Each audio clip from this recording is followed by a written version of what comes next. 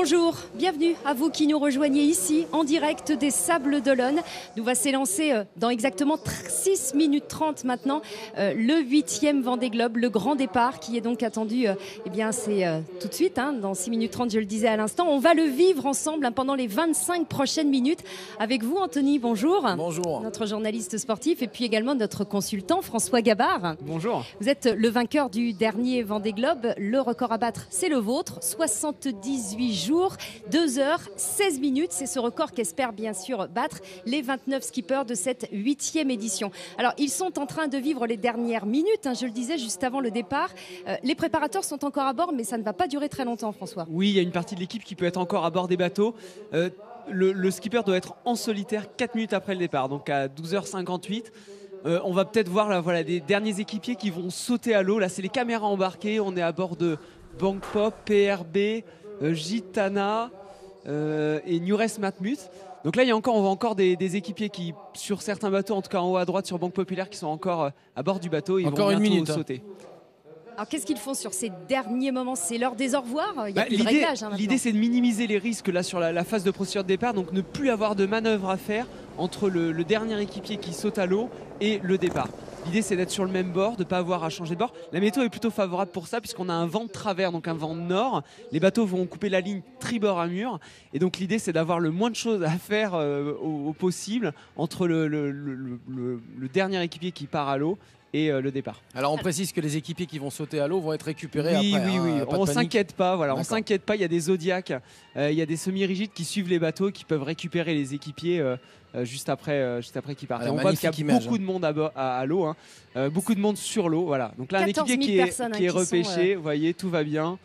C'est un peu impressionnant. Ah, c'est une image sensationnelle. Mais voilà, donc ça c'est un équipier qui a quitté son navire pour laisser son skipper tout seul. Il est très exactement, ça y est, on a un chrono à 12h58. Ils sont vraiment en solitaire maintenant pour plusieurs semaines. C'est en tout cas ce qu'on leur souhaite, parce que revenir trop vite, c'est jamais très bon signe pour le Vendée Globe. Comment ça va se passer très exactement le départ dans 4 minutes maintenant? Donc on a une ligne imaginaire qu'on voit à l'écran entre une bouée, un semi-rigide en bas de l'écran et le comité. Donc tous les bateaux étaient à droite de l'écran. On voit le décompte. L'idée, c'est d'être du bon côté de la ligne. Une fois que le timing est fini, une fois que le top départ est donné, on peut couper la ligne. Si jamais on coupe la ligne trop tôt, il faut revenir sur la ligne et recouper la ligne. Donc évidemment, on perd du temps. Et vous en savez quelque chose? C'est ce qui vous est arrivé il y a 4 ans. Ça peut, et on peut gagner quand même le Vendée Globe, même si on coupe la ligne de départ. C'est pas très grave. Néanmoins, là, je pense qu'il y a les skippers sont quand même très concentrés. Pourquoi? Parce que il se passe quelque chose là dans les premières heures de course. Il va y avoir un passage clé au large du Portugal et les premiers bateaux vont probablement pouvoir creuser leur avance.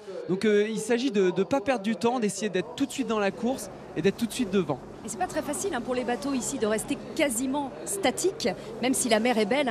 Je pense que c'est des conditions, les plus belles conditions probablement qu'on ait connues pour un départ du Vendée Globe. C'est des conditions plutôt faciles, plutôt agréables et en plus très favorables pour aller très vite dans les minutes et dans les heures qui vont suivre le départ. Je crois qu'on vient de voir à l'instant une image de Vincent Rioux. C'est le seul vainqueur du Vendée Globe qui s'élance parmi les 29 skippers. Ouais, il n'y en a qu'un. Et lui, il peut faire le doublé comme Michel l'a fait auparavant. Et qui est plutôt en milieu de flotte là, Vincent PRB.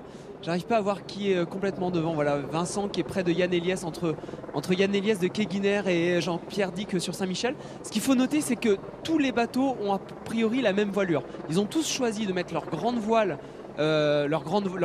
haute, donc jusqu'en tête de mât, et ils ont leur plus grand génois à l'avant, donc il n'y a pas beaucoup de vent sur l'eau, même si le vent va fraîchir dans les premières heures de course. Ils sont tous à l'attaque, ils ont tous choisi de mettre cette voile qui est la plus rapide. Et on rappelle là on voit les images à bord d'ailleurs de Vincent Rioux, le skipper de PRB. On rappelle simplement, c'est vrai que si on coupe la ligne trop tôt, on est obligé de revenir et de recouper une deuxième fois la ligne, donc attention à ne pas aller trop vite. Et là on voit Vincent Rioux là, qui est bloqué par un autre bateau qui était sous son vent, donc voilà, là c'est important, il y a beaucoup de bateaux sur la ligne de départ, il ne faut pas couper trop tôt, il ne faut surtout pas rentrer en collision avec un autre bateau.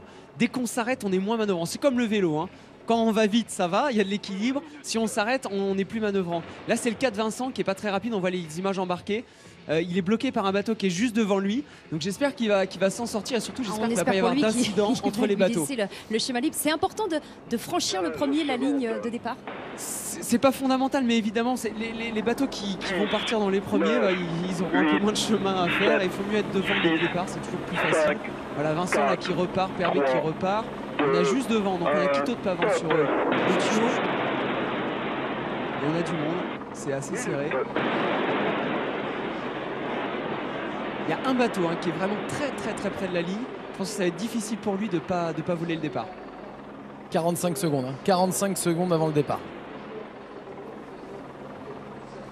Et donc la ligne elle est entre le semi-rigide qui doit être en bas à gauche de l'écran et le comité de course qui est au vent. Et c'est un départ qui va être donné, précisons-le, par le Prince Albert II de Monaco qui va lancer le départ de cette 8e édition. Allez, on va vivre ensemble le départ.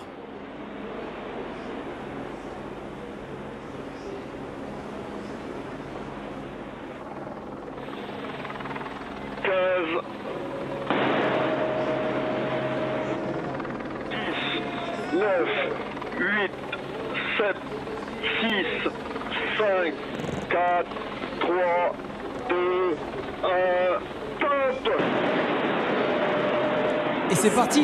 Et c'est parti. A priori, c'est un bon départ d'ailleurs sous le vent de SMA qui a choisi donc de partir sous le vent. Paul Meillat. Et au vent, j'arrive pas à voir qui c'est qui est en tête. On a une petite image, on voit pas grand chose. Non, il y a PRB comme milieu de flotte. Il y a le Souffle du Nord un petit peu au vent. Quito de Pavant sur Otio aussi qui est bien parti. Bon, c'est un bon départ. Donc déjà, il n'y a pas eu a priori de collision, en tout cas sur les images qu'on a nous à l'écran, ce qui est déjà une bonne première nouvelle. Ouais, voilà, c'est la bonne première nouvelle. Et plutôt un bon départ de SMA sous le vent qui est dégagé, qui n'a pas pris de risque. C'est plutôt pas mal. Pas vraiment un hasard que vous regardiez ce bateau. C'est le vôtre, celui avec lequel vous aviez gagné il y a 4 ans. Il connaît le chemin, il n'est pas très loin de la ligne de départ. Il était un petit peu trop près il y a 4 ans. C'est vrai que j'ai forcément un affectif très fort avec ce bateau. Il me rappelle de bonnes émotions. Et là, on voit donc à bord Vincent Rioux. Quand on le voit tourner les manivelles, c'est pour border les voiles. Voilà, donc c'est pas pour le plaisir, c'est juste pour essayer de bien régler ses voiles. Il est abrité, donc il essaye de se dégager pour voir ce qui se passe devant lui. Vous parliez tout à l'heure des options à choisir entre la grande voile, petite voile justement. Est-ce que là tout le monde est parti avec grande voile? De ce que j'ai vu, tout le monde, donc voilà, on voit bien là sur ces images, tout le monde est parti grand voile haute avec son Génois ou son J1. Donc voilà, on a à peu près les mêmes configs. Et le projet Imagine là qui est lui plutôt sous code 0, donc lui il a même pris encore plus de risques. Mais il n'a pas l'air d'être pour le moment plus rapide, au contraire. Là c'est Quito de Pavant sur Otio qui est vraiment et Tanguy de la Motte au vent. C'est les petits cœurs rouges qui ont pris un très bon départ au vent. Donc bon départ de Tanguy, Quito et Paul Meillat. C'est les 3 meilleurs départs. Et PRB qui est rapide dans ces conditions-là. On rappelle que c'est un des favoris et qui n'est pas foiler. Mais là pour le moment il n'y a pas encore beaucoup de vent. Les foilers vont se régaler la nuit prochaine. Mais pour le moment Vincent en profite. On rappelle simplement pour les foilers, ce sont ces appendices, les foils qui sont sur les côtés des bateaux pour évidemment ces nouvelles générations de bateaux. Voilà, on a des bateaux assez différents sur la course. PRB fait partie de l'ancienne génération et c'est un bateau par contre qui est très fiabilisé, que Vincent connaît sur le bout des doigts et donc pour le moment qui s'en sort plutôt bien et actuellement c'est PRB qui est le bateau le plus rapide. Alors précision qu'il y a donc 29 skippers qui prennent ce départ, 14 qui n'ont jamais fait le Vendée Globe, 15 qui l'ont déjà connu, dont le PRB ici, Vincent Rioux, et pour cause. C'est sa 4e participation à Vincent Rioux et il a remporté, non pas la précédente édition, c'était vous, mais celle d'avant. 2004-2005. Et il part bien, PRB. Ouais, il part bien, mais il est suivi par un groupe là avec les favoris. Je pense à Jean-Pierre Dick sur Saint-Michel-Virbach qui est juste derrière. Et surtout Armel sur Banque Populaire et Sébastien Josse sur Gitana. Vous savez bien, je l'ai répété, c'est mon trio de favoris et pour le moment ils sont déjà là. Première info, Bertrand Deborg est obligé de faire demi-tour apparemment, il aurait mordu la ligne. On va avoir évidemment la confirmation dans quelques instants, mais il devrait faire demi-tour Bertrand Deborg. Bertrand Deborg qui à 4 ans avait eu un problème technique sur le départ. Donc là c'est le départ qui lui réussit pas, mais il sait que la course est longue. Donc, c'est pas grave, ça va repartir. Il en a déjà franchi des lignes, Bertrand Deborg. C'est son 4e Vendée Globe ici. Il connaît bien le large des Sables d'Olonne et puis cette descente du chenal qu'on a vécu tout à l'heure, hein, les 29 bateaux qui ont quitté les pontons des Sables d'Olonne toutes les 4 minutes entre 8h50 et 10h42. C'est Vincent Rioux d'ailleurs qui avait fermé la marche. On le voit ici maintenant, c'est terminé cette émotion de descente du chenal. C'est une autre émotion, c'est celle du départ. Là on est dans la course, on n'est plus en famille, on n'est plus avec les équipiers, on est le compétiteur. Et là on est dans l'action surtout, il y a tellement de choses à faire, il y a tellement de paramètres à gérer. Imaginez, ils sont tout seuls sur un bateau de 18 mètres, il y a des bateaux partout autour. Là sur l'écran on a l'impression que les bateaux sont espacés, mais quand on est à bord on a vraiment l'impression que tout le monde est très proche. Il y a aussi les bateaux spectateurs, hein, qui étaient dans une zone protégée à l'extérieur de la ligne de départ, qui maintenant vont pouvoir venir au contact des bateaux. C'est un grand bazar, ça fait plaisir parce que c'est un joli spectacle. C'est aussi un risque, hein, il y a 800 bateaux. Hein. C'est un risque, hein, pour les marins. Là, ce qu'on veut, c'est surtout pas avoir de problème entre les bateaux, avec les bateaux spectateurs. C'est dur, on est tout seul sur un bateau, on peut pas regarder partout tout le temps autour de nous. Quand on règle une voile, on regarde ailleurs, et donc on est toujours un peu tendu sur ces moments cruciaux. On le disait, François, avec la météo annoncée, ça va aller très très vite pour la descente vers le sud. Ouais, on a une météo là qui est exceptionnelle pour les marins, ça va aller très très vite pour les premiers jours de course. Donc là on est au reaching avec le vent qui vient de travers, un vent de nord qui est plutôt bon. On voit Bertrand de Broc là à l'écran qui est donc en effet en train d'empanner, qui va repasser la ligne de départ. C'est pas grave, j'ai fait ça il y a 4 ans et ça s'est bien terminé. Donc Bertrand, on lui souhaite que du bon et ça va repartir de plus belle. Exactement, pour le moment ça a l'air assez compliqué parce qu'ils ont mis toute leur voile à l'avant du bateau et on voit que la grande voile, le génois, hein, qui est à l'avant du bateau, a du mal à passer, il est coincé dans les autres voiles. C'est compliqué de manœuvrer sur ces bateaux-là. C'est pour ça que je disais tout à l'heure, on essaye de manœuvrer le moins possible. Et là, les autres bateaux ont réussi à partir sur un bord sans virer de bord, sans empanner. Bertrand, lui, a été obligé de faire ces 2 manœuvres-là. Alors les 3 premiers, hein, pour le moment, en ce début de course, c'est Vincent Rioux sur PRB, suivi de Tanguy Delamotte, avec également bien dans son sillage Sébastien Josse sur Gitana. Ouais, et PRB là qui fait vraiment la différence. Il va vraiment plus vite, hein. On voit en quelques minutes l'écart de vitesse avec Tanguy Delamotte qui était à son vent. C'est vraiment Vincent là, qui est le leader à bord de son bateau PRB, un bateau vendéen. Je crois que là il doit faire plaisir à son sponsor en prenant un départ comme celui-là. On le voit, il surveille qui, le reste de la flotte ou plutôt son bateau là? Il surveille devant, je pense qu'il surveille les bateaux spectateurs. Il a quelque chose là, sur la poitrine, hein, c'est son pilote automatique. C'est-à-dire qu'on a une télécommande de pilote automatique. Là, les marins ne sont pas à la barre. C'est le pilote qui prend sa décision, qui va d'ailleurs prendre cette responsabilité pendant de nombreuses heures pendant le Tour du Monde. On va barrer peut-être 2, 3, 4, 5, 10% du temps sur un Vendée Globe, pas plus. Le reste du temps, c'est le pilote automatique. On lui donne un cap et le pilote suit le cap qu'on lui donne. Et là, l'ensemble de la flotte, le reste, hein, qui est un peu à l'arrière, forcément. Ici, on aperçoit les différents bateaux qui sont donc derrière PRB. On va rejoindre dans quelques instants Gaël Robic, puisque lui, il a la chance, hein, d'être tout près parmi les bateaux. Alors, je ne sais pas lequel c'est, mais lui, il a pu embarquer à bord d'un semi-rigide pour suivre ce départ. Alors, il y a beaucoup d'ambiance sur l'eau avec derrière nous, bien, Arnaud Boissière qui a pris un bon départ. Également Thomas Ruyant que l'on aperçoit ici avec le projet Imagine, bord à bord avec Quito de Pavan. En revanche, derrière, il y a déjà un deuxième groupe avec un départ relativement tranquille du japonais Kojiro Shiraishi qui est tout simplement en dernière position avec Bertrand de Broc qui a coupé la ligne également. Alex Thompson qui est là-bas derrière et qui est au milieu de la flotte. Mais vous le voyez, beaucoup d'embarcations autour de nous. Avec là-bas le PRB de Vincent Rioux qui est en tête avec Thomas Ruyant qui pour sa première participation a pris un excellent départ. Et on le voit, Thomas Ruyant qui est un des seuls à avoir mis le code 0, donc une voile un peu plus grande que les autres. Il a pris des risques, Thomas, sur le départ, mais pour le moment ça a l'air de payer. On voit sur les images là, les bateaux qui sont le plus au vent sont avec les bateaux spectateurs. Là la mer est blanche, c'est pas parce qu'il y a tempête, hein, c'est parce qu'il y a tellement de bateaux qu'il y a des vagues, hein, qui se créent sur le plan d'eau. C'est pas facile, hein, de naviguer dans ces conditions-là, et les bateaux qui sont le plus au vent, donc en haut de notre écran, se retrouvent comme Safran, se retrouvent dans ces vagues liées aux bateaux à moteur, et c'est pas facile d'aller vite dans ces conditions. On va retrouver tout de suite notre autre journaliste. Il y a Gaël Robic qui est en mer, et puis il y a Eric Saintas qui lui est dans les airs à bord d'un hélicoptère. C'est parti très vite, hein, vu d'où vous êtes, Eric? Oui, c'est parti très vite et pour l'instant, ce que l'on peut dire, c'est qu'il y a certains bateaux qui sont même gênés par les vedettes très nombreuses du public. Notamment, je pense au bateau de Morgan Lagravière Safran qui est un petit peu dans les vagues là-bas. Il va falloir qu'il se sorte de là, Morgan, sinon ça va être un petit peu difficile pour lui. Et puis Thomas Rouillant de l'autre côté avec Paul Meillat sont bien dégagés. Dans l'axe de PRB, derrière Tanguy de la Motte et Jean-Pierre Dix sur Virbac sont dans son axe derrière avec Gitana. Mais Morgan Lagravière là doit vraiment se dégager. Il y a un bateau de la SNSM qui vient pour essayer de faire partir les bateaux du public. Voilà, il est en train de prendre un petit peu sur la droite là pour pouvoir se dégager. C'est pas simple pour lui. Et on voit Thomas Ruyant là ici de l'intérieur, effectivement. Les images embarquées, ça c'est vrai que c'est une nouveauté et on aura la chance d'avoir ça tout au long du Tour du Monde. C'est des caméras qui sont à l'intérieur qui permettent d'envoyer par image satellite les images. C'est vraiment la nouveauté technologique qui nous permet de partager ce qu'on vit à bord pendant tout le Tour du Monde. Thomas Ruyant qu'on ne connaît pas très bien, mais qui peut faire partie des surprises de ce Vendée Globe. Ah, c'est l'un des outsiders, François. Ouais, c'est un outsider, il a un très bon bateau. Un bateau un petit peu âgé, c'est Groupe Bell, l'ancien Groupe Bell qui a été mis à l'eau en 2007. C'est un bateau qui a presque 10 ans, mais c'est un bateau qui à l'époque était très très rapide et qui est toujours rapide et surtout un bateau qui est assez facile, un bateau léger et on a besoin de mettre moins de toile pour avancer vite avec ce bateau et c'est parfois plus facile.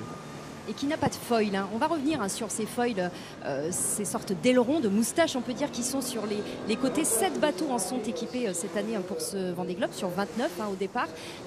Ils peuvent changer la donne sur ce Vendée Globe. On sait qu'il y a des risques aussi. Regardez, on les voit à l'écran justement, les foils, le foil d'Hugo Boss. Pour le moment, Hugo Boss, il est un petit peu dans les dévents des autres bateaux, donc il n'arrive pas à aller encore à fond la caisse. Mais dès que le bateau va accélérer, ces appendices, ces nouveaux appendices vont pouvoir s'appuyer dans l'eau, permettre au bateau de s'alléger et d'accélérer.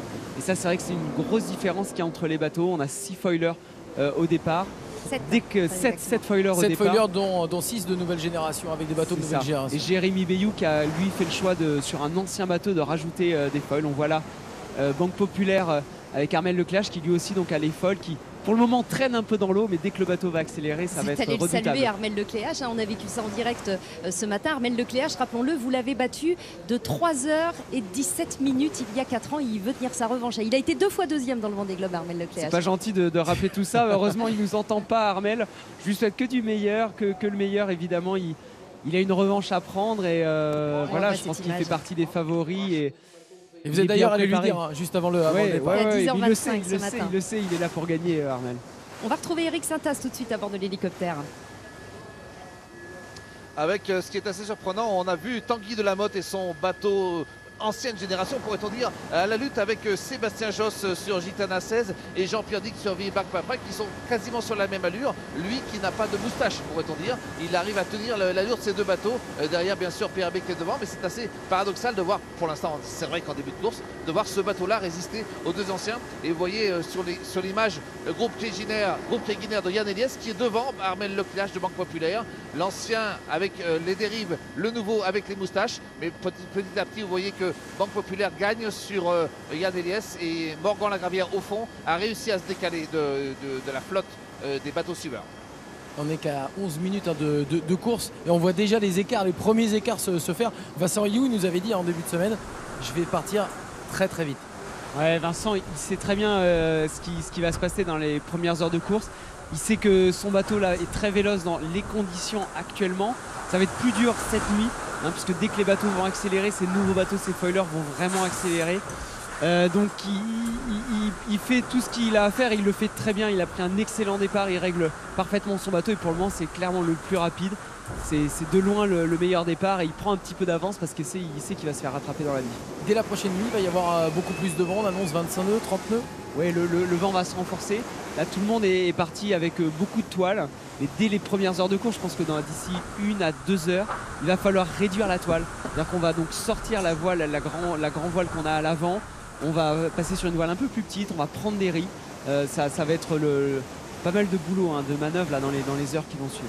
On parle souvent des mers australes et de la difficulté que c'est de vivre très isolé quand on est vraiment dans le Grand Sud. Mais le golfe de Gascogne, c'est aussi un écueil auquel se sont heurtés beaucoup de skippers dans les précédents Vendée Globe. Le golfe de Gascogne peut être terrible. On sait bien qu'il y a des tempêtes qui passent des fois l'hiver en France. Donc le golfe de Gascogne peut être terrible. À la différence des mers australes, c'est qu'on est près des côtes. Donc ce qui est parfois difficile à la navigation. En revanche, les moyens de secours, forcément, sont plus faciles à mettre en place. Quand on est dans les mers australes, il faut bien comprendre que les concurrents là, qui partent sur le Vendée Globe vont aller dans des endroits où il y a simplement Là, c'est les mers australes. personne. Quand on est vraiment sur Voilà, cette carte, quand on est en plein dedans. C'est-à-dire des milliers de kilomètres de loin toutes de les tout. côtes. Il n'y a pas de cargo, il n'y a pas de pêcheurs, il n'y a personne. Il Il n'y n'y a a que que des nous. icebergs éventuellement. Voilà, et on est hors de portée des hélicoptères si jamais il y a des secours à venir. Donc voilà, c'est quand même des zones. Il n'y en a pas beaucoup hein, C'est aussi pour aujourd'hui ça qu'on sur y la va au Terre, Vendée des zones Globe, non comme ça. Alors ouais, pour essayer d'aller dans des endroits qui sont assez exceptionnels. Et c'est vrai que en tant que marin, aller vivre les surfs des mers du Sud, c'est des sensations extraordinaires. On rappelle 25 000 milles à parcourir, 3 caps à passer, le cap de Bonne-Espérance, le cap Lewin, le cap Horn, avant la remontée évidemment bien sûr sur l'Atlantique. Tout ça sans escale, sans assistance, en solitaire, bien sûr. Le Vendée Globe, c'est comme ça depuis 27 ans. On a gagné 31 jours entre la première arrivée en 1989 et la vôtre, il y a donc 4 ans. On peut aller jusqu'où comme ça dans les records? On voit que ça part déjà très vite. Faut pas se donner de limite. Je comprends pourquoi on veut se donner de limite. Il n'y a pas de limite. Ça va être battu d'ailleurs, François, vous pensez cette année? Probablement. En plus, là, ils ont des conditions exceptionnelles pour partir. Ils vont aller très très vite. Le record pour aller jusqu'à l'équateur, vraisemblablement, va être battu. Et il y a de grandes chances derrière. Il n'y a pas de raison que les bateaux ralentissent. Et d'édition en édition, on ira toujours de plus en plus vite. Et peut-être qu'un jour, alors, je ne sais pas si dans 50, 100 ans ou 500 ans, on fera le tour du monde en 10 jours. Wow. On n'y est pas encore. Wow. Non, faut être un peu En tout cas, patient. il faut dire une chose. Déjà joli. Il faut dire une chose, c'est que si les skippers qui sont là veulent battre votre record, il faut qu'ils arrivent très exactement avant le 23 janvier prochain. Ça va venir vite finalement. 11 semaines en mer, ça passe vite. Tout est relatif, le temps en mer, quand on est en mer en général et en course, c'est vrai que ça passe plutôt très vite. Oui, je pense qu'ils vont pas avoir le temps de voir passer les choses, alors qu'on voit là Vincent qui est juste devant le bateau de Tanguy de la Motte et qui est dans les vagues des bateaux spectateurs. Il passe même dans les dévents, il y a des bateaux de plaisance qui ont mis leur voile. C'est beau hein, de pouvoir partager un peu ce qu'on vit, d'être aussi proche des bateaux spectateurs. Des fois on peste un peu quand on est dans leur vague et que ça nous fait ralentir. L'essentiel, j'espère qu'il n'y aura pas d'incident, j'espère que tous les bateaux spectateurs vont être très attentifs pour évidemment pas gâcher la course d'un des bateaux. On va retrouver tout de suite. Oui. On va retrouver tout de suite Gaël Robic. Il est tout près d'un bateau du 3e du dernier Vendée Globe, c'est celui d'Alex Thompson.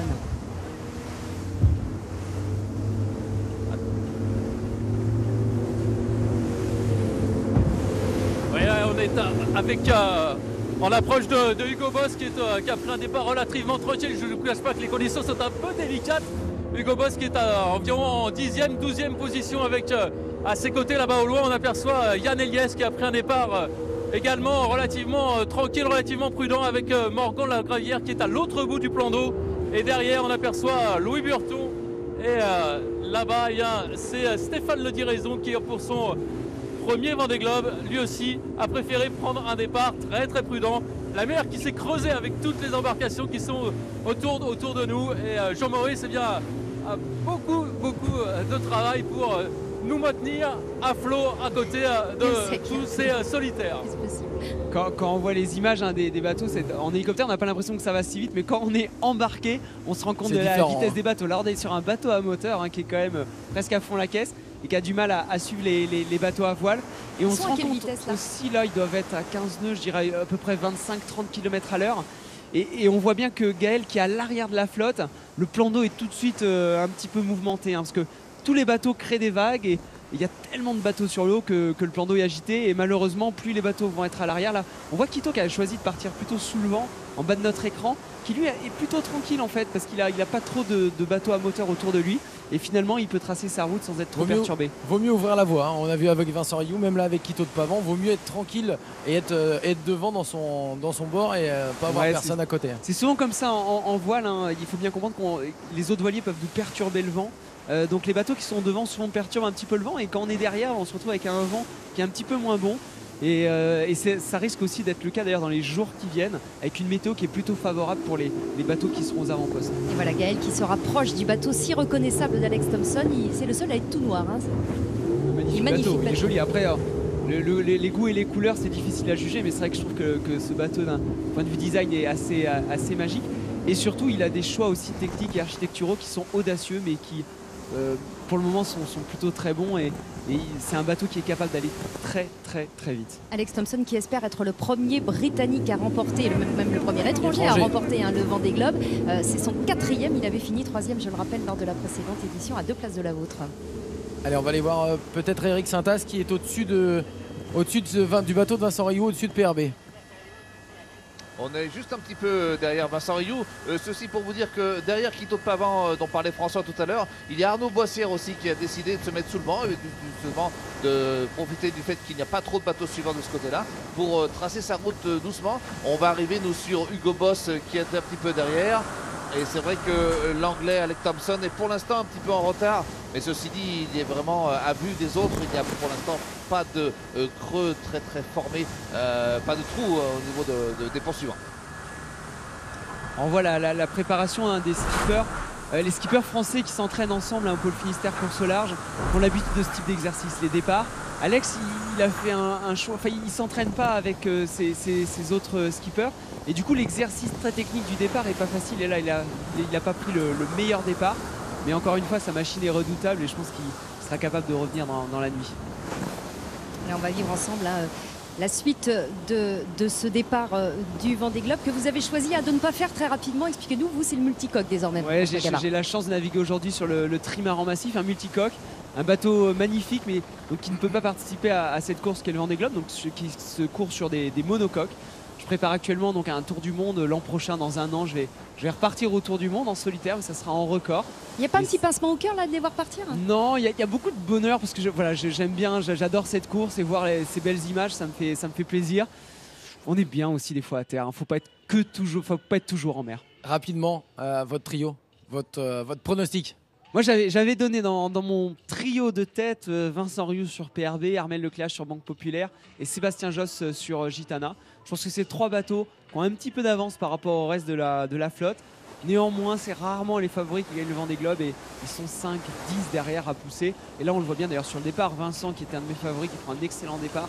Et derrière, il y a Tanguy, il y a Jean-Pierre qui prennent des très bons départs aussi. Donc la course va être très belle. Vous en savez quelque chose, vous n'étiez pas favori il y a 4 ans et pourtant vous aviez remporté cette édition, je le rappelle, en 78 jours, 2 heures et 16 minutes. C'est donc le record à battre pour cette édition, la 8e du Vendée Globe. Je vous remercie d'avoir suivi avec nous ce départ du Vendée Globe. Une course que vous pourrez bien sûr suivre chaque jour avec nous sur France Télé. Merci à vous, merci François Gabard, merci Anthony. Merci.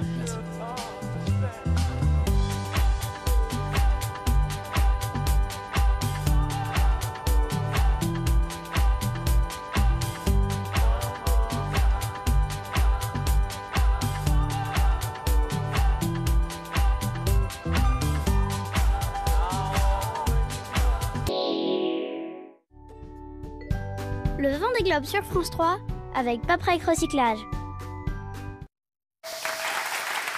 Tout à l'heure, retrouvez-nous dans Même le dimanche avec nos invités. Chantal Latsou qui nous fait l'honneur de passer l'après-midi avec nous, mais aussi Michel Faux, Francis Huster, Régis Laspalès, Ranou Miaïleanou, André Manoukian. Et de la musique